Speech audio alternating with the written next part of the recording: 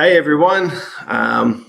Look, I want to introduce you to my school friend Chris Fiddler, who has an amazing story to share on our gratitude channel.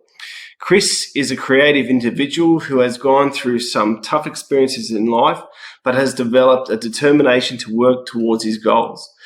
Chris has always been curious and open-minded, which has led him down a unique path. Chris has learned that you should always strive to be better than you were yesterday, and that there's no such thing as not enough time, only not enough focus. He's learned that your mind is your closest ally in defeating doubters. Chris is also working on some exciting projects, including 2 YouTube channels, a booklet of his philosophies around leadership in basketball, and a consulting service for basketball analysis and coaching guidance. He's all about creating an engaging and informative, entertaining, and also collaborating with other creatives. Maybe like me, I don't know, we'll see. And you can find Chris on Facebook and YouTube as well as Twitch. His email is courtthoughts@gmail.com if you want to get in touch with him, and I'll add these details in the description. And also, just to highlight, we're class of 06, just in case people mistaken us for being 18 years old. 20-year-old younglings, bro. That's it, man. That's it. But yeah, awesome to have you on the show, Chris. So yeah, it's been a while, as you said. It's been a long minute since we've seen each other. But yeah, it's great to have you on, man. Thank you so much, Jonah, bro. I really do appreciate the opportunity to come on. I think this type of stuff, like when I heard that you were going to be doing a podcast of this nature, I thought it was really interesting because not a lot of people go down this path. So I wish you all the success in the world, bro. This is fantastic. Thanks, man. Appreciate it. I just come up with an idea, and I thought, I'll give it a go and see where it goes. And it's just not, let's see if it, I suppose, highlights some positive thoughts and, just a bit of gratitude and meaning for those listeners as well. It may not be for every single listener, but, it might be useful for certain listeners that go through a similar thing as what you go through, what you're going to share, it just depends. So that's it, man. But yeah, Chris, look, if we'll get started, and if you wanted to share some of your story, your story and some of the struggles you may have, come across and how you overcame them. Yeah. Right. Where do I start? So I think like most people in life, you go through your own challenges and you go through your own hurdles. For me, a lot of it started when I was really young, and a lot of it wasn't anything that was within my control. So it's coming from a very broken home, very unfortunate circumstances in the household that led to a lot of difficulty, but it actually led to a lot of wins. I think for me, one of the things that I try to focus on is always trying to be the victor, not the victim. I think sometimes when you think about, negative things like, woe is me, oh, this happened to me, I didn't get that job, I didn't get that thing that I wanted so bad, people get immediately to like, oh, it's something else that's out of my control. And very much to the point of what you were just talking about people listening to your content, it's not going to be for everyone. It's things are going to happen when they need to happen. And you just got to let it go, So I focus on just trying to have a really good mentality. The biggest challenges I would probably say that I had to overcome was, a lot of financial instability, a lot of financial instability. It led to a point of me and my sister and my mum having to leave the household that we were in, and we were actually homeless for a period of time. So that type of situation is not something that I would wish upon anyone, but it gave me the level of understanding of how important it is to have security, not just security in a financial sense, but also thinking about, how important it is to be mentally secure in yourself and, reassuring yourself in the decisions that you make and looking after the people that you're responsible for and that you're around, helping people as much as you possibly can. Yeah. That sort of led me down the beginning of my path, and then getting into you know, a lot of other stuff that people sort of have, you know, whether it's challenges in playing sport and work and life. But yeah, that's probably the big ones that sort of stand out when I think about, you know, what's my main challenges, man. Yeah, yeah. Well, geez, that definitely sounds very like a very big learning thing for you and your mum and sister, as you say, and you know, I'm sure you all, not just yourself, have grown massively from all this sort of experiences, and yeah, so it's. You know, thanks for sharing this too, by the way. And you know, like as you say, the whole victor not victim thing. I think that's a very very important way to you know deal with things in life in general, because as you say, like a lot of the time, people tend to. It's easy, you know. It's easier to point out reasons as to why you didn't get that job or why you didn't make that team or whatever it is, you know. So rather than looking inwards as well. So yeah, no, it's very good, man. It's Well, because you think about it, right? Like when you like, I love Joe Rogan. I've been listening to Joe Rogan for so long. He's got some really good insights, right? And one of the things that he said that sort of permeated in my mind was the worst thing that's happened to someone is the worst thing that's happened to someone. A little girl who's 6 years old that loses her teddy bear, that's the worst thing that's happened to someone, you know? And to other people who have gone through much more difficult, you know, trials and tribulations, it's different to each person. How you handle it is completely up to you. You know, you can see sometimes when people are affected by a particular circumstance, and I'm not perfect, you know, way, shape, or form. I don't think I've got life figured out. I'm still trying to figure life out. no one's we all are.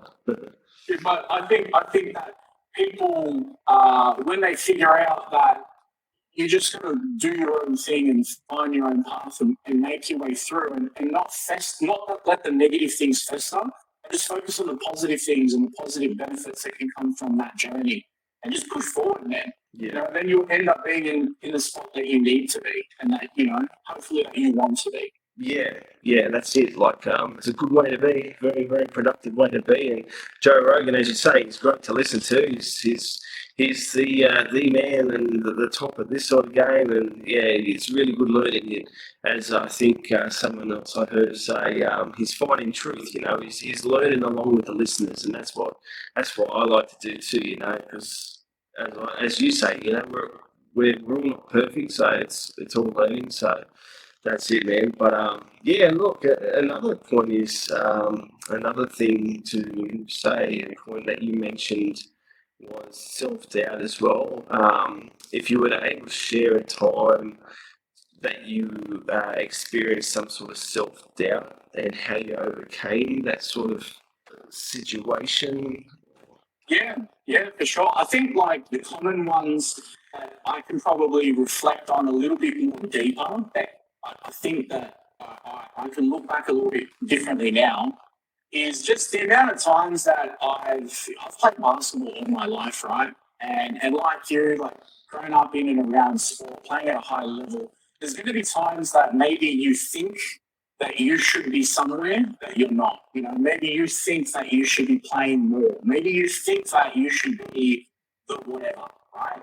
And those types of things don't work out. And there's definitely been times where in that process, in that journey of not getting the recognition that you feel you deserve, and I hate that word deserve, but feeling like you're not in the spot that you should be, you then start to have this sense of self doubt, and then you really start to second guess things.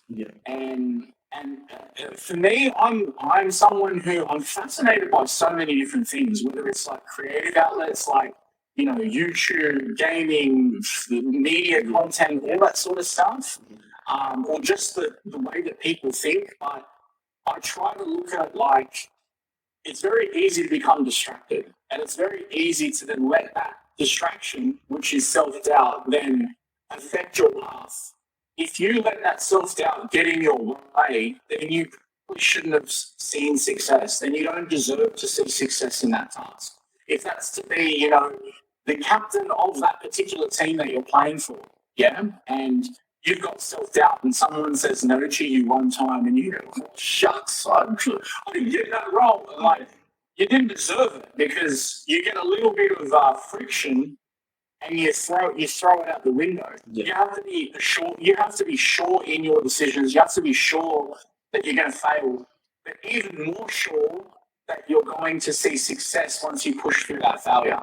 Like self-doubt shouldn't have any place. Yeah, you're definitely going to second guess things, and yeah, you're definitely going to have to think about the decisions that you make before you make them, right? But you can't doubt yourself. That's right. Yeah, like a bit of a side thing is like determined. Hey, you got to be determined to be able to keep pushing forward, and be able to like the famous Rocky line, like to be able to get back up, and keep striving on, because life is definitely tough, and examples are what you're saying, Lou. A coach not accepting your trial to being part of the team, that particularly, you're just going to have to look elsewhere and keep training and keep training hard. And me and Chris, we were talking before. About injuries as well. So like that would be a frustrating thing too. Hey, like injuries and things, and as you say, you're passionate with gaming and YouTube, and the passions are always going to be there. But injuries, they can be a bit off a downer, But at the end of the day, things happen for a reason, and like you if you want to share some of your injuries, about how did you do it? Like you did your Achilles or something? Yeah, I had a partial rupture of my Achilles tendon. So Achilles tendons generally, with that type of situation, it's normally an overuse injury. At least is what I've been told. I'm not a doctor, but from what I've been told is that it's an overuse injury. At that time, I was 19 and playing high grade basketball, training regularly. I didn't have a basketball ring at home. Yeah. And so the area that Jono and I grew up in, it was a basketball court that would have like social runs. Like people would go there and play and whatnot near the shopping centre. And I would run from my house there, and it was about 2Ks. So I would run there, play for a couple of hours and run back. And I'd do that about 4 or 5 days and then play and train as well, right? Yeah. So if I knew that I had training, maybe not play social that day, but some days I would literally have training and then go play scrimmage with these other guys. Yeah. And so you're doing that over this compounded period. You're just working your body, and you kind of get into this framework where you don't think about you're in pain because you're always in pain. You're just tired. It's just it feels like it's just a normal thing to happen. Yeah, I know what you mean. Yeah. Overuse. Overuse. Yeah. Yeah, and then when the situation happened that I tore it, so being a partial tear at that time, they basically gave me the option of like, okay, we can either go into surgery, cut it, and then reattach it. Yeah. It's expensive, but it's something that's very quick, and you can get. I think they were giving me an estimation of like 3 to 6 months, and I could be starting to get into physical activity somewhere in that ballpark. Or I could go through the other route, which was not do surgery. I have to do a ton of rehab and wear a boot and stuff like that, like this space boot that kept my foot really flat. And I'm sure everyone's seen these types of boots. They're pretty common. But the rehab period would be up to about 18 months. And I ended up being on that scale, but it thickens the band and thickens your Achilles tendon, the band that is your tendon, and gives you a bit of a better opportunity. And basically told me, look, you can forget like any sort of level of athleticism that you may have had. It's gone. You may not even be able to play again, all this sort of stuff. And so that was pretty gut-wrenching, but what it did do is it allowed me to start to look at and process the game differently. Like when you're young, right, when you're playing a sport, you just go and do it. You don't even think. And then you get to a period where you're in autopilot that when you then start to stop and slow down and you actually understand what you're doing, you then start to be so much more effective, because every single sport, no matter how simple it is, there's a tactic to it. So it just allowed me to then deepen my understanding, my knowledge about basketball. Started reading a bunch of books. I started to watch a lot of film and just educate myself about the game a lot more. And then when I did end up coming back, me not having that ability that I did before was not a problem because I understood the game in a different way that I still knew how to be effective. Yeah. So then again, using that victor over victim mentality, I could have been like, whatever. And don't get me wrong, it's not like I was like, this is the best thing to happen to me. I took it in stride, Yeah, no, that's perfect way to deal with something like that. That's for sure. Like I've myself been through that sort of similar situation, with soccer. With Achilles. I was surprised. Yeah, so you're saying overuse. Well, hamstring as well. I think it was not necessarily overused, but it's a highly it can be a highly risky repetitive type of injury because you use the hemi a lot when you go to extend and get want to try to run a bit faster or sprint. So that's what happened to me, and it's a similar sort of deal. Obviously, you have to play a bit more smartly, and that's an interesting thing, isn't it? You notice when you're watching teams and of such, you see the players that may not have that as high physical capabilities as some others, but those players are probably sometimes the ones to watch out for because they're quite very well strategized. They know where all the players are. They can play effective balls real smartly. So yeah, it's true what you say. So yeah. You play those if you play you play like summer soccer, or you play whatever Div 5 in your local district, right?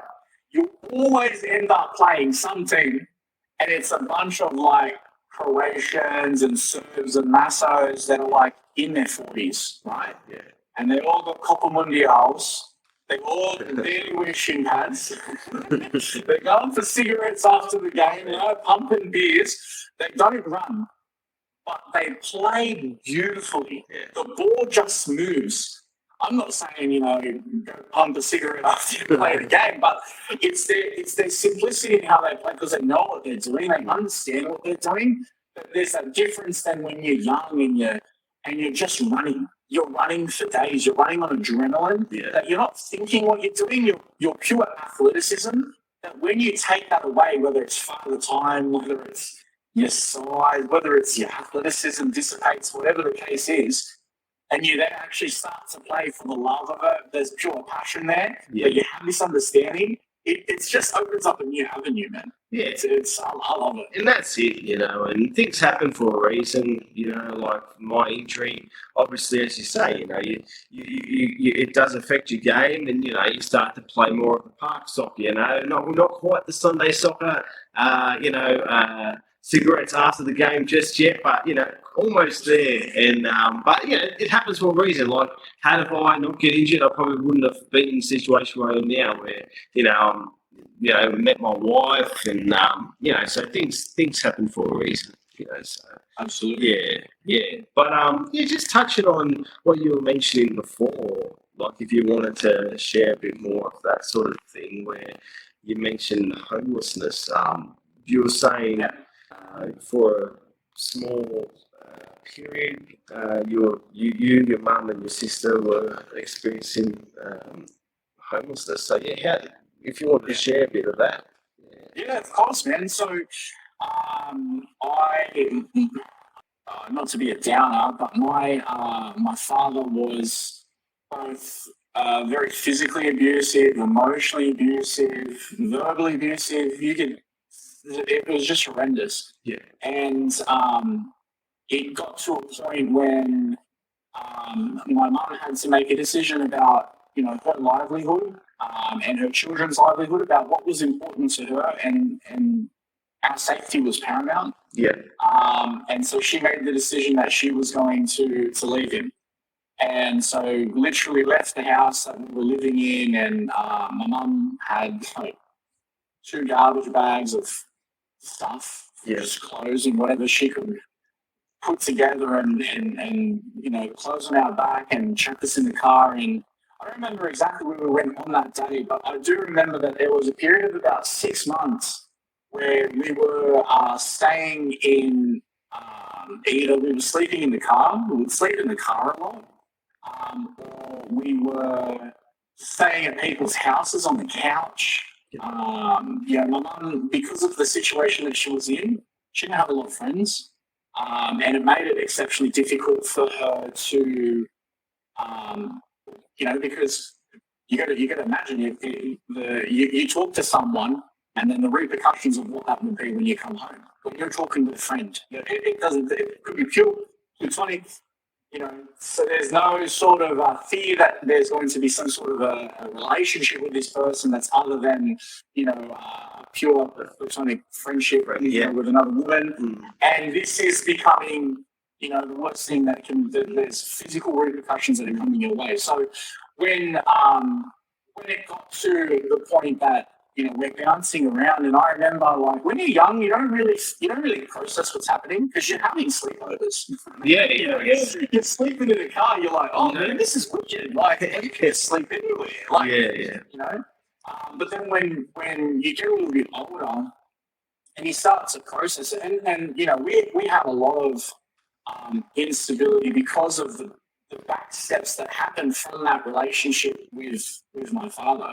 Like, it wasn't anything that my mum did. I'm very, very proud of the person that I've become, very proud of the family that I'm part of, as well as my mum and my sister and everything that they've done to achieve the things that they've done. And it's because of those actions that I'm the person I am today. So I have absolutely no regrets. I have no grudges against, anyone in that way. But that sort of instability, what that did was it allowed me to really make some serious decisions about my own self. I remember being really young and thinking about the type of relationships that I was going to have with people when I got older. My girlfriend, my partner, and thinking about, I'm not going to tolerate X, Y, Z. I'm going to stress that it's really important to make sure that we have financial stability, that we have a roof over our heads. That if anyone needs a helping hand in my family, that I do whatever's within my means to help them out, to be that rock for them, and ultimately try to break the ripple effect, whether it's going through, counseling and therapy, anger management, all that type of stuff, to try and reflect on who I am and break that link between myself and my genes, to not follow in that trend. I think sometimes people get stuck in a situation where there's negative habits that people have, and people, like we were saying before, right? People aren't perfect, and imperfect people then have children, and they continue those imperfect behaviors, and then you have imperfect life. It is what it is. But you can then make a decision about whether or not you want to continue those trends, and decided that that's not what I was going to do. So it's a sour situation. But if I didn't have that experience, I wouldn't be here with you right now. I wouldn't have ended up going to the school that I went to. If I didn't go through all that crap, I wouldn't have ended up at the school that I went to. It's funny. I don't think I've actually said this before, but prior to me changing high schools, I changed high schools in year 9, and we went to our high school together. The only reason why we changed was because we had to move. We had to move from the place that we were living in because we were being forcibly evicted. And it was a lot to do with financial situations and nothing that my mum was within control of. But it was a situation that you go, like, if that crap didn't happen, I wouldn't have then gone to the high school that I did. I wouldn't have met amazing people like you, as well as like my best mates. They're all guys I went to school with, who I met directly through people I went to school with. So I can't complain. I'm very blessed in that way. Yeah, that's very, very inspiring. Like, just to hear that sort of especially when you say breaking the cycle. That's very it's a very important step, and you've definitely got to, you've been raised well by your mum. She sounds like a very strong woman. It's very strong. And I can imagine your sister's very much the same as you. She's very well grounded and got a good head on both your shoulders, I'm sure. She's a bit more fiery than me. Yeah, I get it.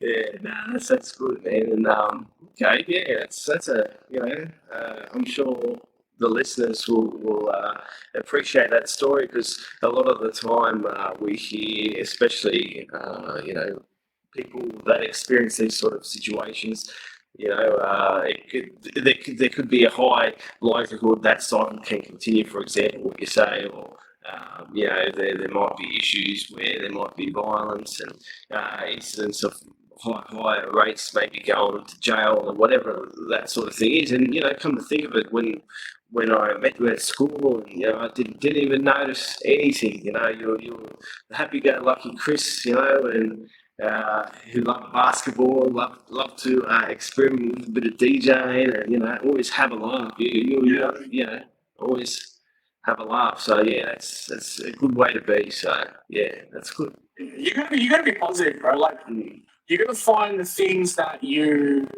become passionate about and you enjoy and that make you feel good. And when you're a kid, like you're actively trying. When you're in a situation like that, you're just trying to put on a brave face because you want people to like you so bad.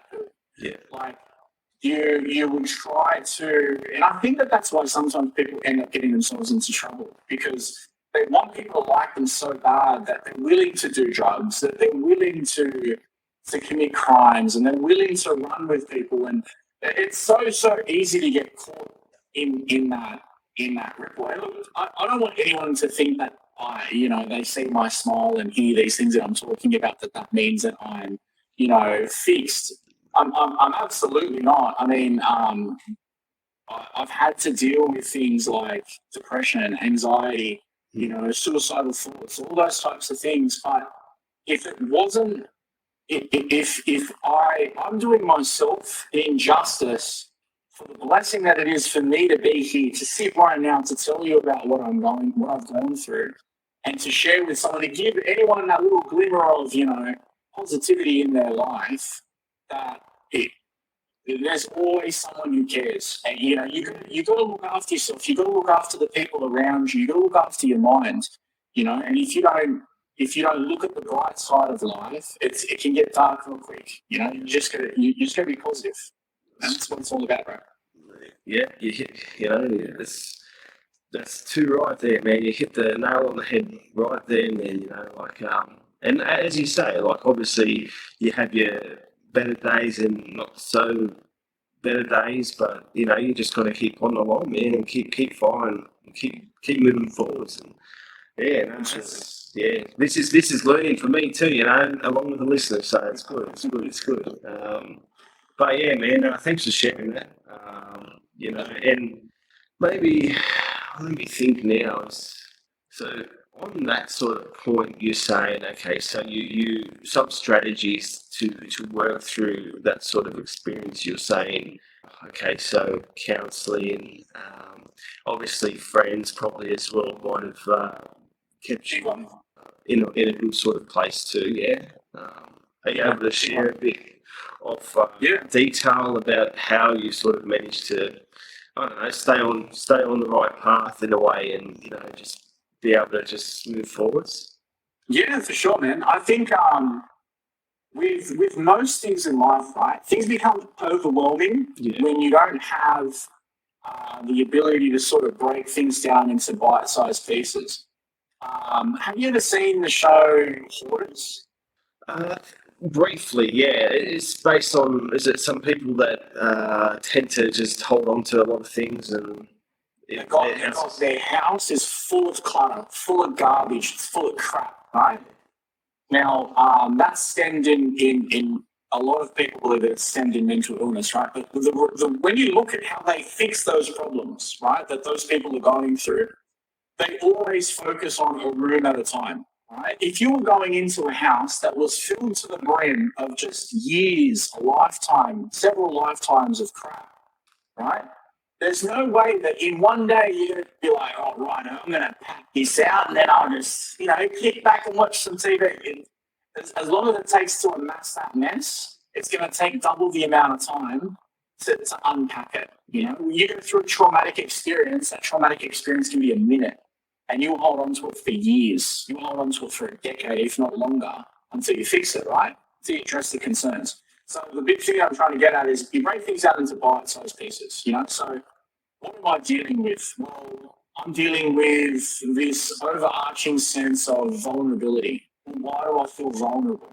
Well, because of X, Y, Z. Okay, well, let me start off by addressing that. Let me talk to some friends and share my experiences, and let me focus on having a really good relationship with myself. Understand what things are within in my control. Accepting myself for the mistakes that I make, accepting others for the mistakes that they made, and just looking at it like it is what it is. I can let that past stay in the past, or I can continue to drag it with me into the future. Nah, bro, you can stay right over there, right? Yeah. So processing things and breaking things down into bite-sized pieces. For me, a big part of it was having a really good, healthy relationship with myself, having a really good, healthy relationship with my mind, and fostering good, positive relationships. That meant boundaries. So with family members, with friends, being open about what you tolerate, what you don't tolerate. If someone does something that you don't respect or you don't tolerate, you have to approach things in. I'm personally not a very confrontational person, so I just make sure, hey man, I really didn't like that. I didn't like that because of blah. And being honest and transparent in that way allows you to have those good relationships, because either that person's going to hear that and they're going to go, yeah, I respect you for that. That's cool. Or they're going to be like, oh, get stuffed, whatever. And then they're going to slowly eviscerate from your life anyways, right?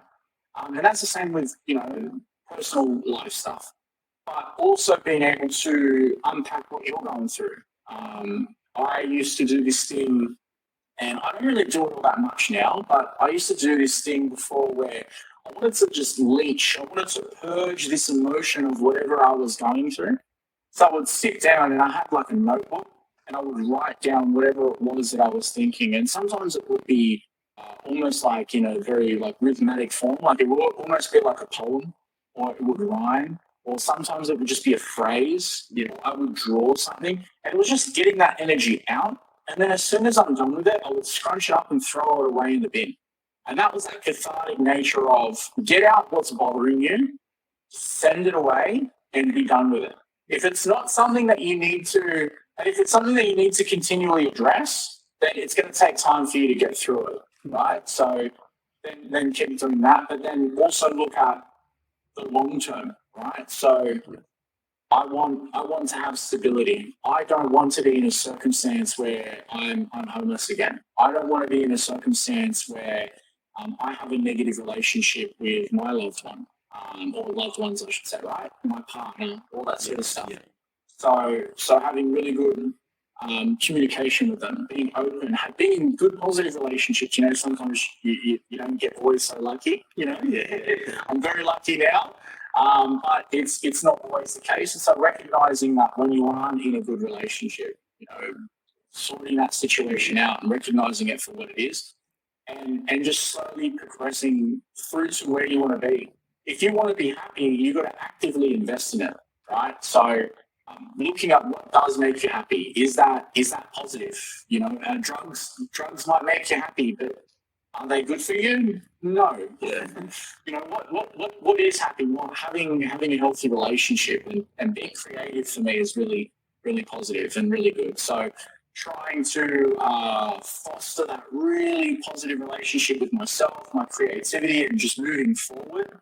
That's just how I do it. I break it down into bite-sized pieces and actively invest in doing that all the time. Yeah, and having that experience, as you say, you have a very good awareness of what things you tend to sort of know that you triggered or liked, what you want to have and what you don't necessarily want to experience, and you address things front on, which is really good. You're honest, and it's generally it's definitely the best way to deal with things, really, isn't it? So yeah, I think so. Like, you hear about you hear about people and they live their lives full of regret. Coulda, woulda, shouldas.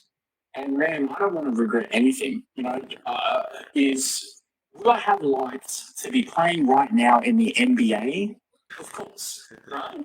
Would I have loved to be destroying LeBron James? Right? Because if I didn't say I should have stand 100%, I would have destroyed LeBron James. I'm joking. But my point is that I'm not there.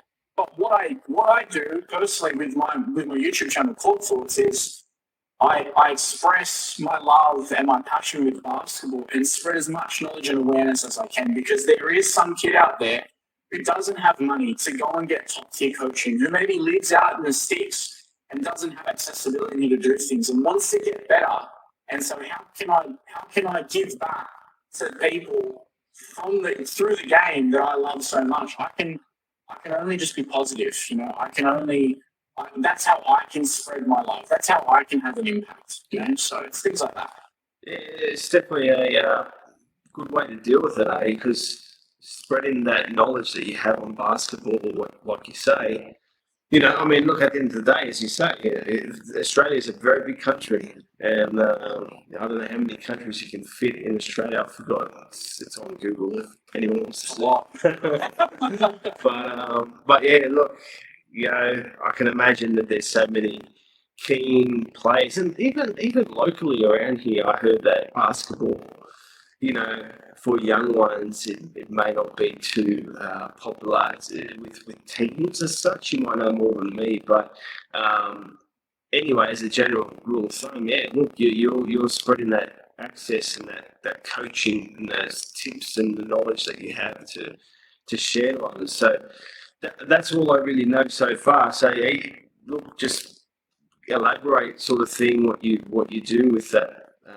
With YouTube and Court Thoughts and reaching out, I suppose. Yeah. Yeah, for sure. So with Court Thoughts, it's just a channel that I literally just talk about basketball.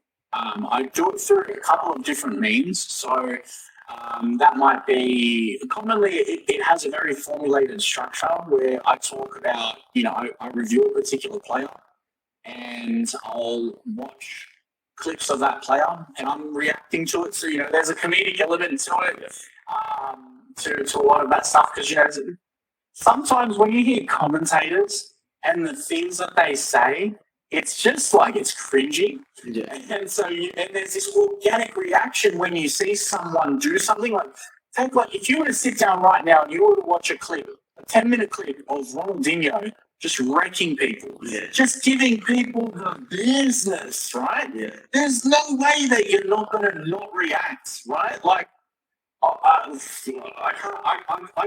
can't watch basketball and be like, oh my god, did you see him? Like, I can't be placid, So there's that, and then what I do is I go, okay, this is fantastic. What exactly is he doing that's effective, and why is it effective? And then start to go through the learning opportunities that are there. Talking about little things. Yeah, he made that really crazy jump shot, but how did he make it? Well, he had space and his footwork was right. And, this is the difference in this and that. And sort of diving into that stuff.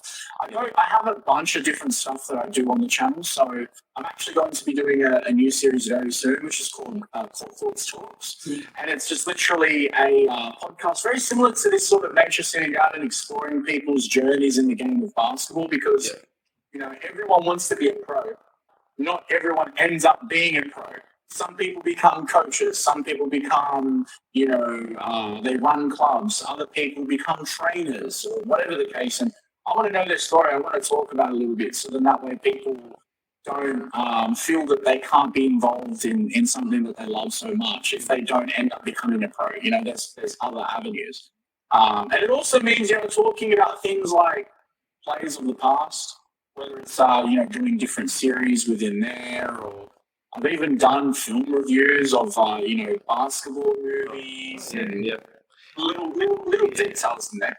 Yeah, me and my wife are watching one right now on streaming channels. It's called, what's it? Love and Basketball. So we're watching that right now. All right, Love and Basketball. I'm going to give you. All right, this is my favorite part in that whole movie. I can't remember the name of the character, but the main two characters. There's a guy and a girl, and the girl is in college.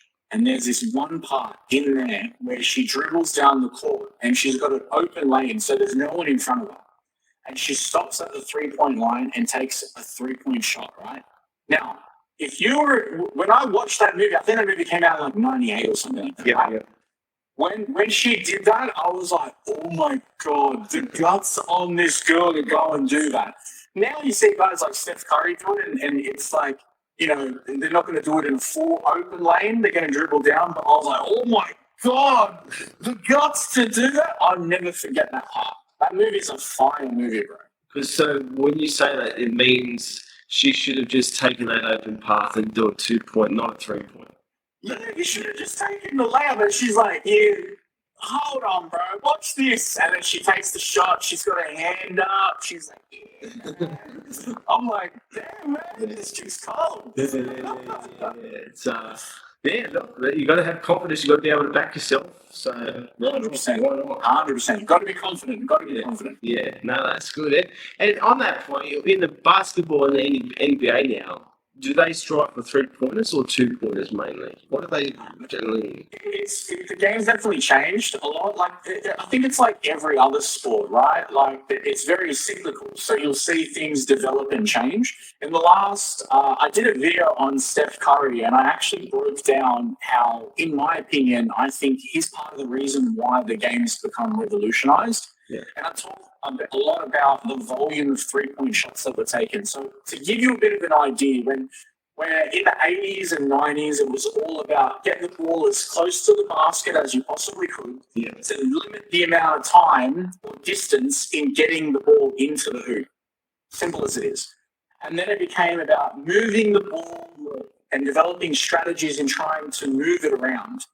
And now a lot of it is about trying to maximize and have effective 3-point shooters, because if I go down and I shoot 3 times, right, but I take 2 3-pointers and I make the first 2 3-pointers and I miss the third, it's easy for me to get that open 3-point shot, and I only have to make 2. Then instead of me having to drive into where the tallest, biggest, meanest players are that are on the court and have to score 3 times. Yeah. So that's kind of like a lot of the thinking behind it. The game's definitely changed. I don't know that necessarily that you would say there's more 3-pointers than 2-pointers being taken, but there's definitely more 3-pointers being taken now than if you were to look at, 3 decades ago. It's definitely changed. Yeah, no, it's I did sort of vaguely hear that as far as points go, they're really after 3-pointers, and Steph Curry is definitely one of the best at that, or probably the best at that, I'd say. But he is the best because he has he's an active player right now. I think he's like, I don't know how many years is into his career, right? Let's say 11, right? Just to be safe. 11 years into his playing career, and he has the all-time scoring, the all-time number for most 3-points made. All right, the 2 guys that had it before him were Reggie Miller and Ray Allen, and they had to finish their career to then get to that number. And he's, I don't know, let's say between 11 and 15 years deep, and he's beaten that number. Yeah. Well, look, I mean, to be that consistent, that's the thing. Consistency is key, and it's a very hard task to master. It's an alien. Yeah, that's what some people classify people as, aliens. Steph Curry, I think Elon Musk's another alien. Yeah, they're hanging out, bro. They're hanging out. They got some alien genes. They're going to be in the next Men in Black movie. I can see it. That's it. Yeah, but and what other things? You were saying you have a level of curiosity that you're really into. Curiosity. Yeah. So what do you mean by that? Like, what do you mean by being curious with things? And so I can't necessarily just see something and then not want to understand everything about it. Like, I can't, like, let's look at, say, something like a car, right? If my car breaks down, I'm the type of guy, I love cars, so it's probably not a good example, but if something breaks down and I don't understand it, and I gotta take it to the mechanic, I'll then chew the mechanic's ear out to be like, hey bro, like what was wrong? How did you fix it? And can you show me this? Or and it's the same with basketball. Like I used to I still do it now, but I would associate where I could start to see that a lot. Yeah. With basketball, where I would see a teammate do something and I'd be like, hey, how did you do that? Or what are you doing to do that? And try and absorb as much that I could in that possibility. And I think a lot of us now, with the accessibility of technology that we've got, it's so easy that this thing's in your hand at all times. Like, I can't sit down and watch a movie and not be like, I love this movie. Who made this movie, and what's that person did in? Or, oh man, this sounds really cool. I wonder if it's based on a book. It is. What books are they? It's just ADD, bro. That's good. That's a good thing to have. You know, like for me, I'm rather a little bit more the opposite. I'm a bit blasé, so I think that's good because then you get to know a little bit more about that movie. Who wrote the movie? What book was it? You know, like that sort of thing. So how to fix your car, because I have no idea how to fix the car. So yeah, that's good. Yeah. Something will happen. Like I first when I left school and started getting into work, right? I would then carry this like journal around with me. Like I say journal, it's literally just a notepad, right? And I would write something that I needed to find the answer to, because something would get into my mind and I'd be having a conversation with someone and it would bother me so much that I didn't know this problem, or I didn't know the answer to this particular problem, right? So then I would be like, I'm going to write this down and then I'll look into it when I get time. And then now, when I go to work or every day, like I've got a drawer behind me of just notepads that are full of things. Like I'll journal basketball training things that I'm doing. I'll journal plays. I'll journal ideas that I have. And sometimes they're things that are, there's a creative aspect to it, and it's because it's for something for my channel. Yeah. But a lot of the time, it's just life. It's like, oh, I heard this person talk about this book. I want to go read that book, write it down. And then I'll go and get the book, and then I'll absorb the book. And then I'll be like, oh, man, that was so insightful. And then write what I learned about the book. It's that level of intrigue that I've always had, that curiosity, that I think that it's part of the reason why I ended up going into YouTube and doing what I'm doing now. I had this interest in trying to do something like this for a very long time because of that natural intrigue, that it allowed me to kind of look into things that I didn't know. But, it definitely doesn't help trying to sleep at night sometimes because my mind's always going. You sound like a very, very creative, in-depth sort of, thought process. It's good. It's good to have.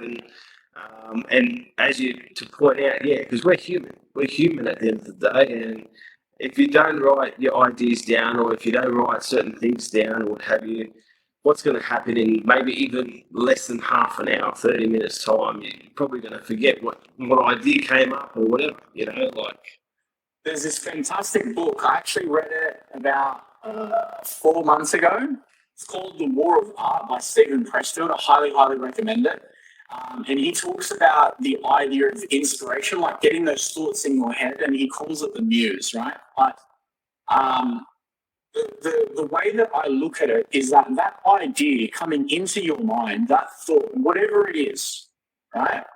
Your brain thought of that for a particular reason, and it is doing the energy of that an injustice not to seek the answer for that. Like for me, it might be, man, I really need to do a reaction on this, or I'll watch a play of a basketball team, and I'll be like, I have no idea what they just did, and then I'll write that down and be like, I'm going to go and understand it because it caught my interest.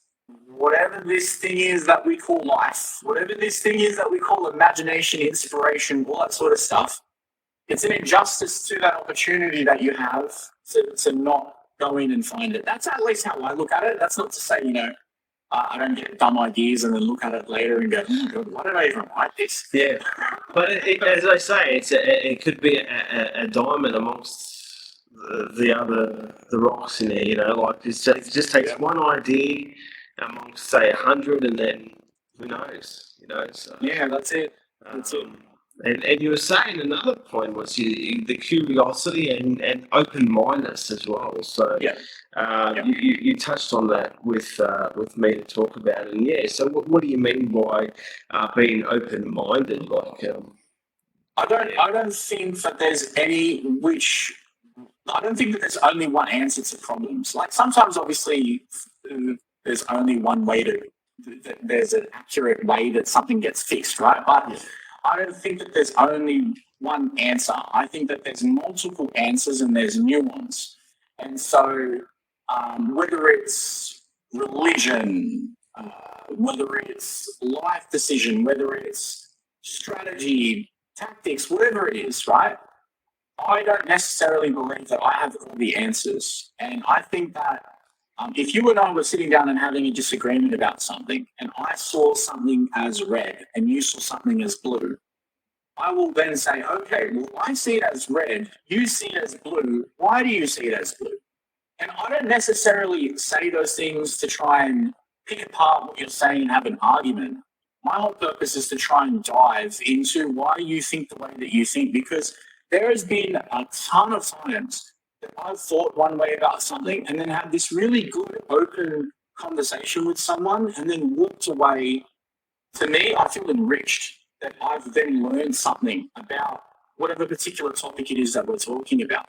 Yeah. To me, to be wealthy is to learn about people and to learn about culture. Like if I have a new friend, and then they tell me that they're from, they're doing some religious celebration, and it's a religion that I have no idea about. I'm like, dude, tell me about it. Yeah. Because I don't know about it.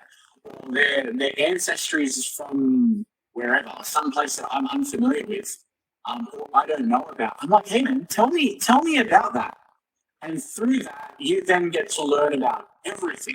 Like you get to learn about what makes that person that way. Why do the food that they eat? Yeah.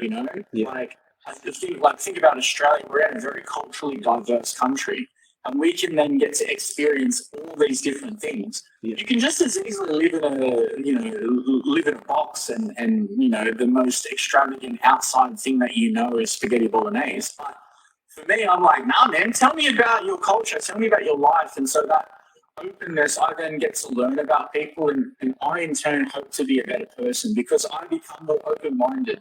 Someone telling me about their sexual orientation or someone telling me about their life, I don't necessarily have to be orientated in the same way to then not appreciate that person. You know what I mean? That's how I look at it. Like being open-minded is it's important to me to try and understand people. Yeah. I think it's important being open-minded because it opens up a whole bucket of what you don't see being closed-minded. Like being closed-minded, you tend to sort of be a little bit blind to certain things and not willing to maybe listen when there might be a lot of words being said by special people or whatever, anyone, and that could be very insightful. So it's good to be open-minded, and it's important.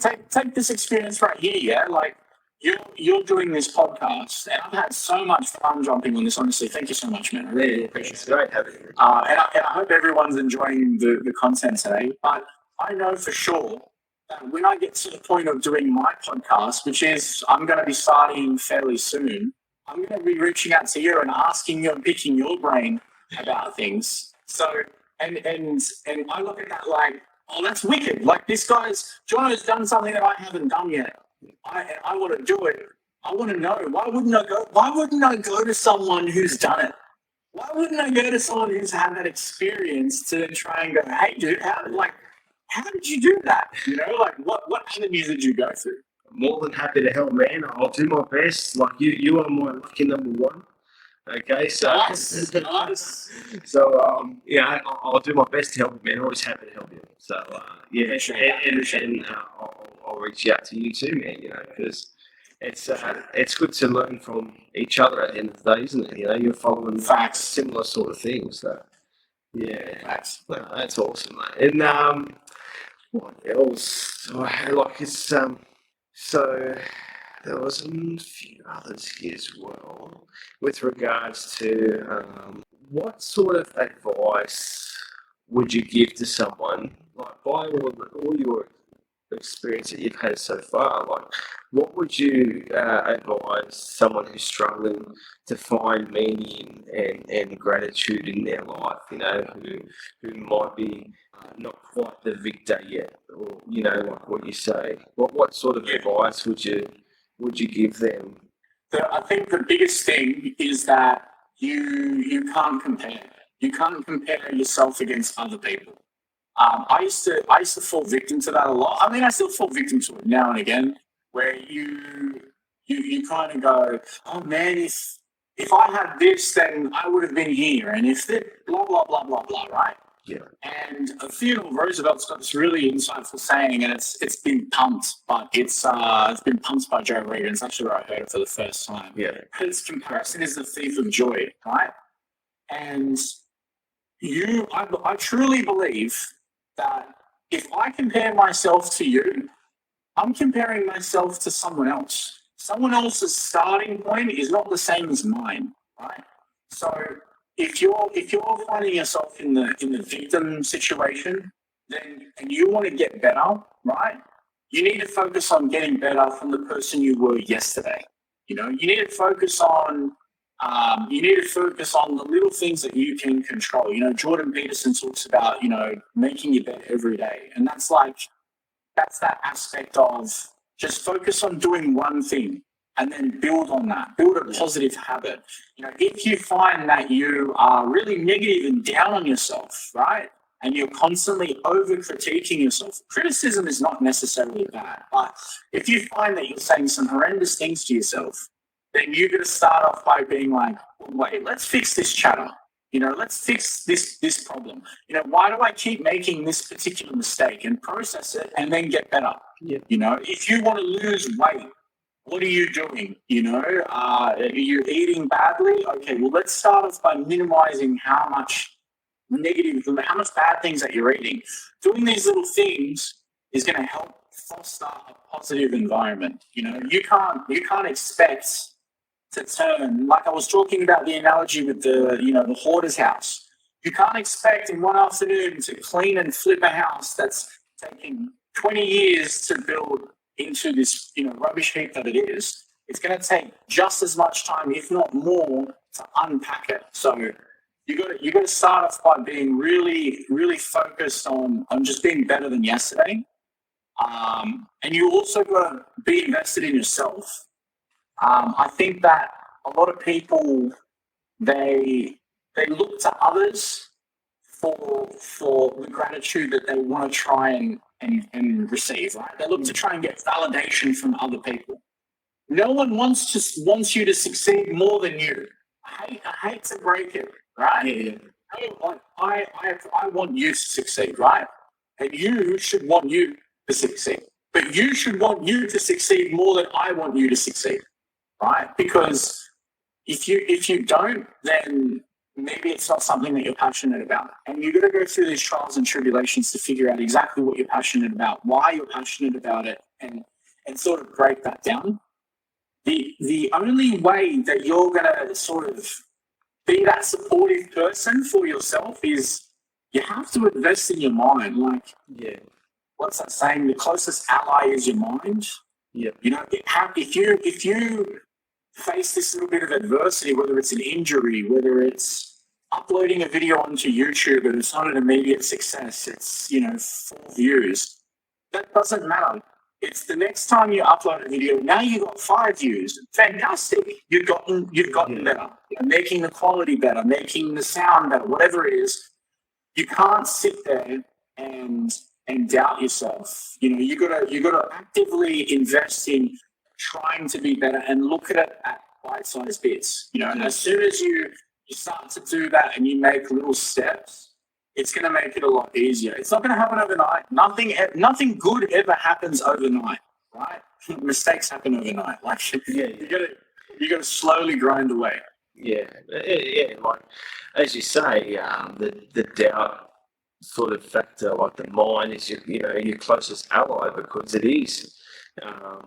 Because it's a tough world we live in, isn't it? Like it's life. Like there are always going to be people that might doubt you or critique, not necessarily be the type to really be happy to see that you're succeeding as well. So that can be of maybe a barrier to someone wanting to strive even further, where really you shouldn't worry about any of those barriers and keep pushing forward, as you say. And, like Jordan Peterson says as well, like I always listen to him too. He's a great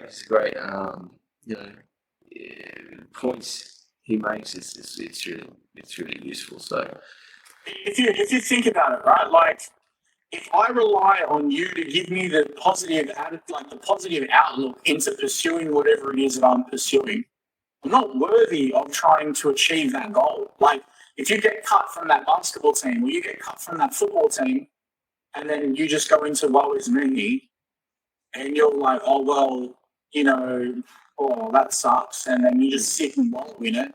You just go back to playing video games, eating Doritos, and drinking Mountain Dew. Like you're not gonna accomplish anything, and you might not. You don't necessarily have to have haters to want to see you fail. Like a perfect example, dude. When I told people that I was going to be doing YouTube, people sometimes look at certain things, like whatever it is that you want to do, and they stigmatize it because it's not something that they're interested in. It's not something that maybe they don't see success in, or they don't see some sort of monetary gain.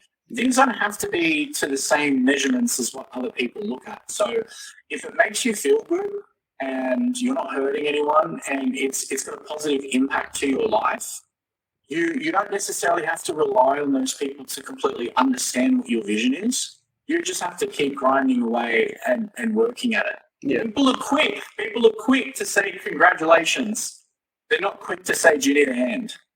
So it's a big reason why, like, when you put out that you were interested in doing a podcast, I jumped at the bit to say, hey, if you need any help with anything, let me know, because I want to see you succeed. Because that positive attitude, to me, I'm going to learn from that experience. I'm going to learn from teaching you something, and I'll learn from you because you're going to show me things, So that's what it's all about. That's right, helping one another. And I do remember that, and I appreciate it a lot, because you were giving me a lot of insight, because all I knew was, I just came up with the idea, but I didn't really know what sort of softwares or platforms or apps, whatever it was, that could really,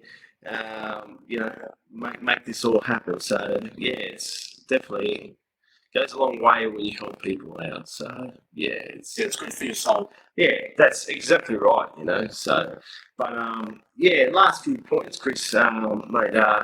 Can you tell us about a person who has had a significant impact on your life and why they are such like an important person to you?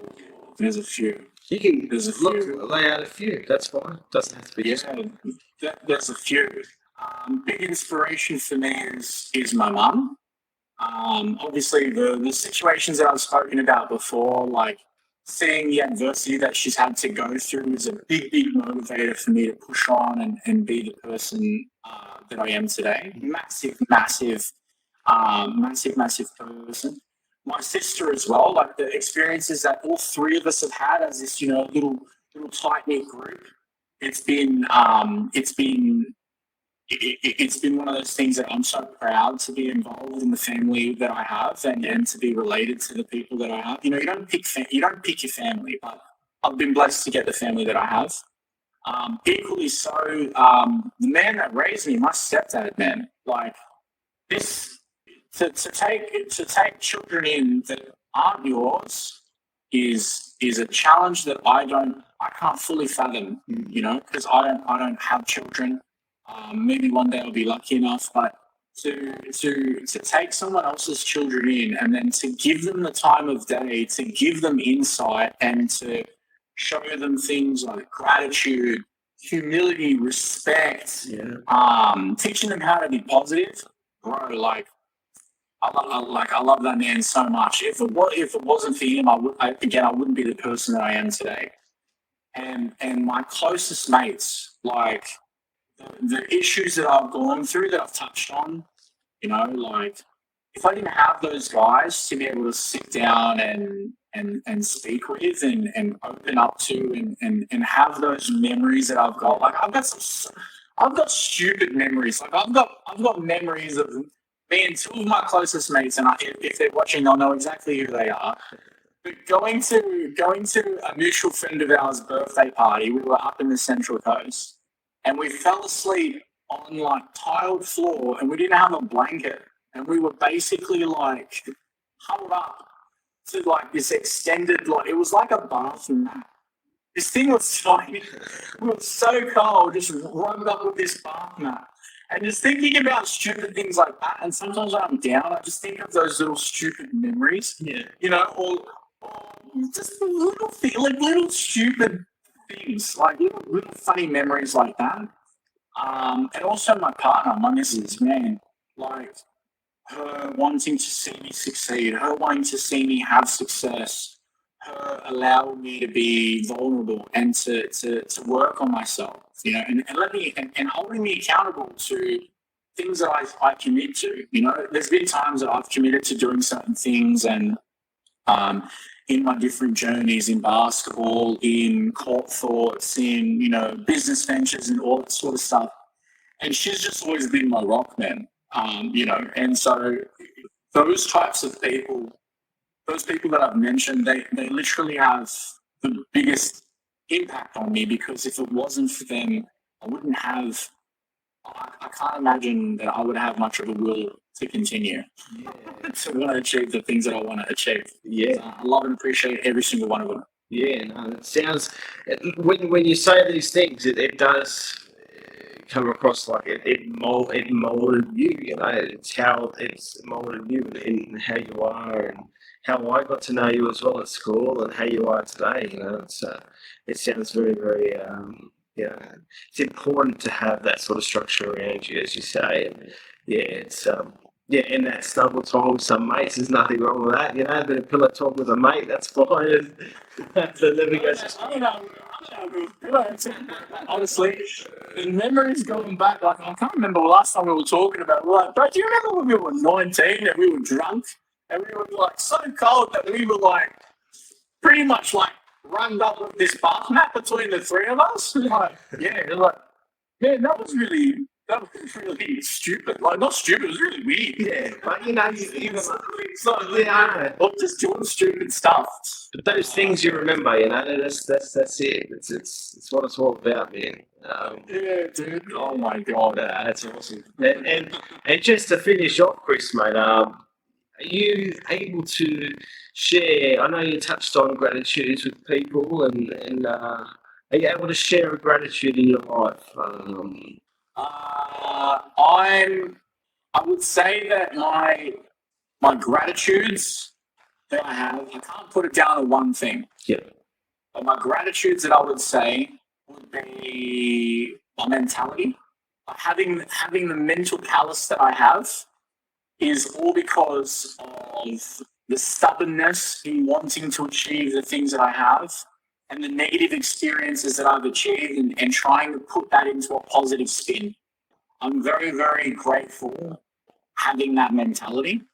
I'm very, very grateful for having the intrigue that I have, because if it wasn't for that intrigue, I wouldn't have the friends that I have. I wouldn't have the outlook on life that I have, and I most definitely wouldn't have the avenues that I've explored, or the knowledge that I've acquired, the little knowledge that I've acquired so far, right? And the last thing is the absolute desire to be creative. I can't do something without it being in my own way.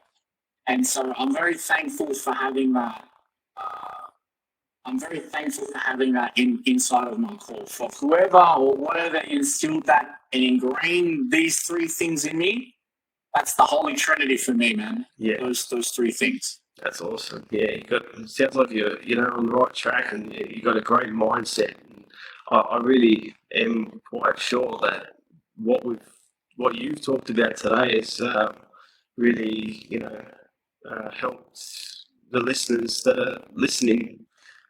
And yeah, look, thanks. It's been awesome having you on, and I've learned a lot myself. I never knew these things. I know we're all mates at school, and obviously you're still going through all that sort of process and everything, I suppose, as well. And we were never that close to that point, that pillar talked closeness, but. Yeah, no, but no.